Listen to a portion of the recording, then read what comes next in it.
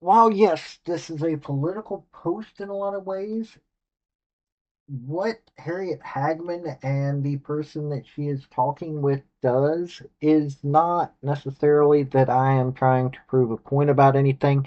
I'm just going to let y'all get clarification. If y'all are not conservative or if you don't understand the birthright citizenship argument when it comes from the conservative standpoint, this is the perfect explanation of birthright citizenship from a conservative standpoint. 5 minutes of just masterclass explanation without making it sound like you're in a classroom. Seriously, Harriet Hagman is somebody who is interesting. Um, don't always agree with her, but don't always disagree with her either. I think you should hear this. So, here is the clip. It's in a House hearing, and so here we go. Howdy, y'all. This is Paul, the Redneck Thinker. What we have here is a channel to communicate. I want you folks to be thinking by the time you leave my videos. Why? Because I'm tired of people talking via what other people tell them to think. So, watch my video and enjoy the chance to think for yourself. The chair recognizes the gentlelady from Wyoming for 5 minutes. Thank you, Mr. Chairman. Birthright citizenship allows for predatory birth tourism practices in which foreign-born women come to the United States on tourist visas to give birth so that their children become U.S. citizens. Once the children turn 21, they can sponsor their parents to become legal U.S. residents so the family can immigrate to America. Concerningly, the majority of these birth tourists come from one of America's greatest adversaries, including China. Because of advances in technology, lax surrogacy laws, and the incorrect understanding of the 14th Amendment, countries are now using international surrogacy programs to rent wombs in America. Mr. O'Brien, there is a back and forth in U.S. policy regarding scrutiny and restrictions for birth tourism, including 2 different policies issued in 2015 and 2020. Where does our federal policy currently stand on this issue, and is it strong enough to prevent this practice of essentially renting wombs for surrogacy to have anchor babies?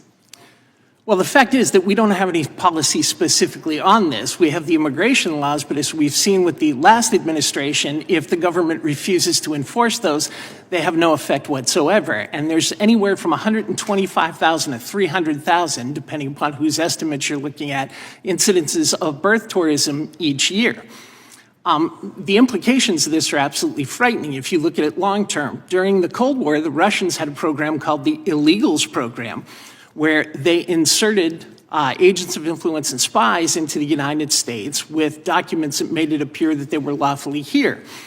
If those people had children, they became U.S. citizens, and regularly those children were trained, despite the fact that they allegedly had a claim to United States citizenship, they were trained to be against the interests of the United States. So this is something that is dangerous. We need a firm policy against it. And it is something that places the United States at a great deficit in terms of national security. Well, and I want to focus specifically on this issue. According to the Heritage Foundation, they have reported on a new birth tourism tactic which uses international commercial surrogacy to exploit America's misinterpretation of the 14th Amendment and our lax surrogacy laws. Intended parents who are foreign nationals use a surrogate in or transported to the United States, and the surrogate may be an American woman who then gestates a child for a fee, allowing foreign nationals to essentially rent a room or buy a baby. Mr. O'Brien, under the current wrongful interpretation of the 14th Amendment, this child would gain U.S. citizenship, wouldn't they? Yes, they would, and because the Immigration and Nationality Act has become a muddle under the weight of misinterpretations about various effects of provisions of the Act, that places the United States in a position where people with no connection to the United States who simply want to be here because they either don't like the political or economic conditions in their home country can then use the citizenship of an adopted child or a surrogate child to try and access the United States, and then eventually get lawful permanent residence and become citizens themselves. So this form of birth tourism actually exacerbates the crisis we have with birth citizenship, requiring direct and exclusive allegiance, which should require direct and exclusive allegiance to the United States. Don't you agree? Yes, it does. It exacerbates it significantly. Well, what's very interesting is China banned international surrogacy, yet the international industry is disproportionately fueled by Chinese nationals who make up 41.7% of this surrogacy industry. Should this raise national security concerns that China is aggressively participating in a practice that it has banned in its own country?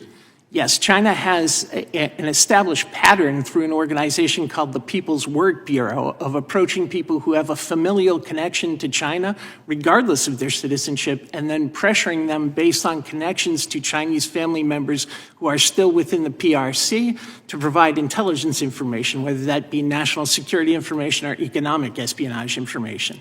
Well, and what's interesting is that these children who are receiving American citizenship, they receive that even if the parents intend to raise them abroad. What are the benefits of having a child with American citizenship? Well, the benefits of having a child with U.S. citizenship is that child can later sponsor you for lawful permanent residence. It also makes the child eligible for all sorts of things that come along with U.S. citizenship, which is entering and leaving the United States. The implications of that from a national security or criminal perspective are enormous. So this is truly frightening. And it's shocking to me that there is so much debate about this. I think if we're arguing about this, we've sort of lost the concept of what citizenship is and what it means. Amen. I think you make a very good point. I ask unanimous consent to put into the record an article from July 15, 2024, entitled "The New Face of Birth Tourism, Chinese Nationals, American Surrogates, and Birthright Citizenship." And with that, I yield. Without objection. It's 5 minutes of a complicated issue that is understandable. I don't care what you think of Hageman. I don't care what your opinions is. This is literally just explaining a topic. That's all this was. It may sound political to some folks. There are going to be some folks that are going to get all up in arms because I made this video, but I don't care. This is a necessity that people start understanding these issues. I get a lot of comments that amuse me because these people are all up in arms. Oh, you're not getting this point. Well, you all know what? Y'all aren't getting my point most of the time. And I agree with Representative Hageman's stance on this, and I thought that I would bring it to y'all's attention. Also, if you like this video, hit like, subscribe. Heck, if you just want to get into a debate that actually makes sense, don't get into a debate where you're calling people names, calling people stupid or whatnot. Every now and then I do it, but it's my channel, so, and, well, I can make the rules around myself. This has been Paul, the Redneck Thinker. Y'all have a good day now. Bye. So, folks, that's the story that I wanted to bring you on this video. And I just wanted to say thank you again for coming by. Hit like, subscribe, comment, all that fun stuff if you don't mind. Help me out. So, y'all have a good day now. Bye.